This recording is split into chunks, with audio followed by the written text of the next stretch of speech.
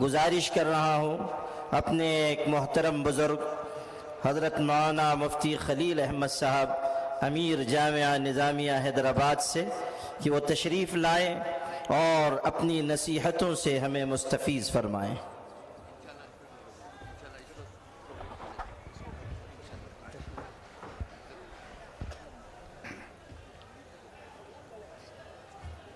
بسم اللہ الرحمن الرحیم۔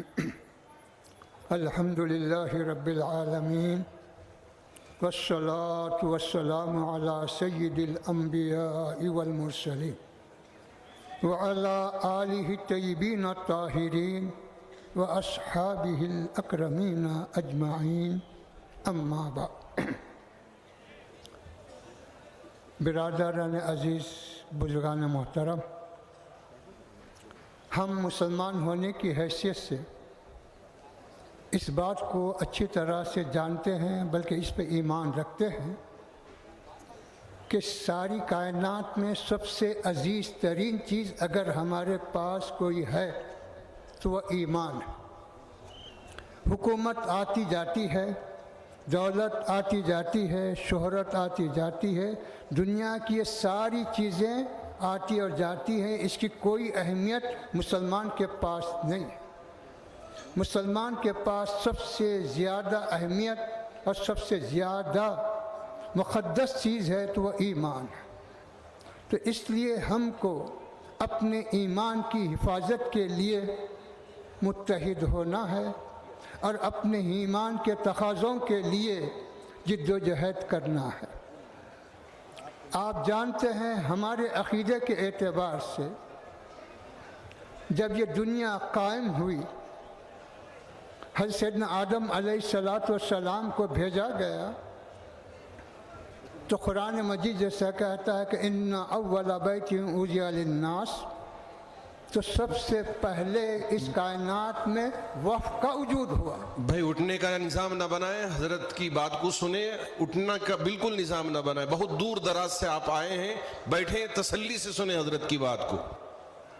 آج جو وقف کی بات چل رہی ہے یہ بات آج ہی نہیں ہے، یہ کہا جا رہا ہے کہ وقف کا شریعت میں کوئی وجود نہیں ہے، قرآن سے ثابت نہیں ہے۔ لیکن میرے بزرگ اور دوستو، قرآن تو کہہ رہا ہے کہ سب سے پہلے اس کائنات میں اللہ کا جو گھر بنایا گیا وہ کعبہ شریف ہے۔ کیا کعبہ شریف کو وقف نہیں کہیں گے؟ کیا کعبہ شریف کے تمام علاقے کو وقف نہیں کہا جائے گا؟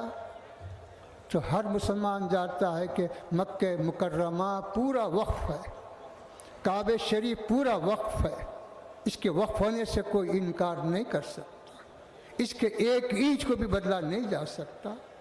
کیا مسجد نبوی وقف نہیں ہے؟ کیا مسجد اقصی وقف نہیں ہے؟ اور اس کے تحت اور جتنی چیزیں آپ دیکھتے اور سنتے ہیں وہ سب کے سب اوقاف نہیں تو اور کیا ہے؟ اسلام سے پہلے سے وقف کا رواج چلا آ رہا ہے۔ ہمارے حضور پاک علیہ السلام کی شریعت سے پہلے اوقاف کا رواج اور اس کے احکام چلے آ رہے ہیں۔ تو اس طرح سے جو ہے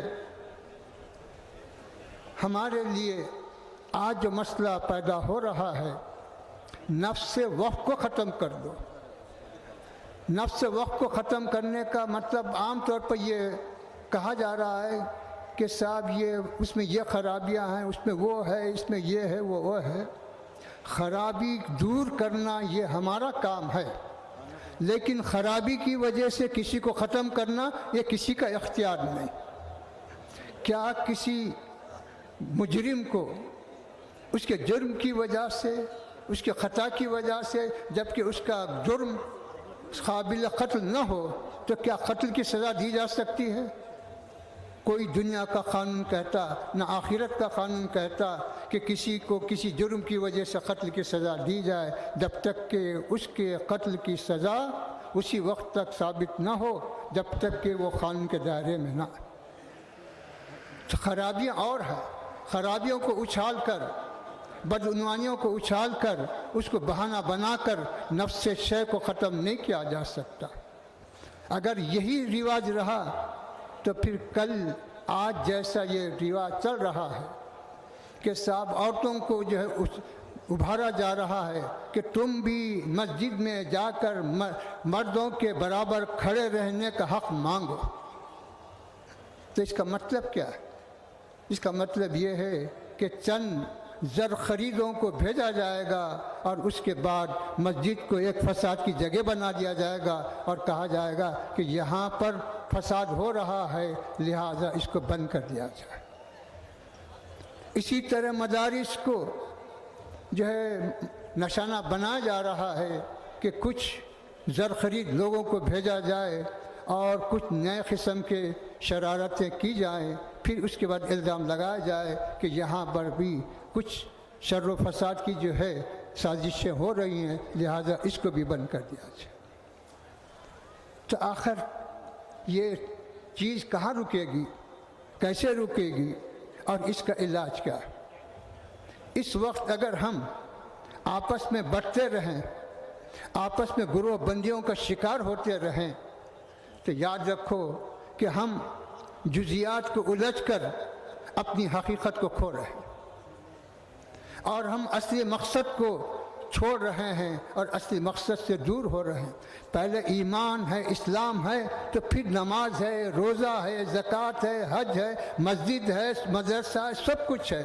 اگر ایمان ہی نہیں، اسلام ہی نہیں تو پھر یہ ساری چیزیں تمہارے پاس آئیں گی کیسے؟ تو اس طرح سے میرے بزرگوں اور دوستوں، وقف کو ختم کرنے کا مطلب یہ ہے کہ جب مسجد کی حیثیت وقف کی نہیں رہے گی بلکہ یہ ایک ذاتی جائیداد کی بن جائے گی، کسی جماعت کی جائیداد بن جائے گی، تو پھر اس کو آسانی سے ہڑپ کرنا، ختم کرنا آسان ہوگا. پہلے وقف کو ختم کرو، اس کے بعد مساجد پر آسانی سے قبضہ کرو. یہی پلان ہے اور یہی منصوبہ ہے وقف کو ختم کرنے کا. وقف کو ختم، یہ عمارت کچھ ہو جائے، وہ 2 عمارتیں ختم ہو جائیں، اس سے کوئی مسلمانوں کا کوئی نقصان نہیں ہوتا. غلط کام ضرور ہے لیکن اس کا اصل مقصد جو ہے مساجد پر قبضہ کرنا، مساجد کی حیثیت کو متاثر کرنا اور ان کے جو منصوبے ہیں اس کو پورا کرنا ہے. اور اسی طرح مدارس کے بارے میں بھی یہی پلان اور یہی منصوبے ہیں.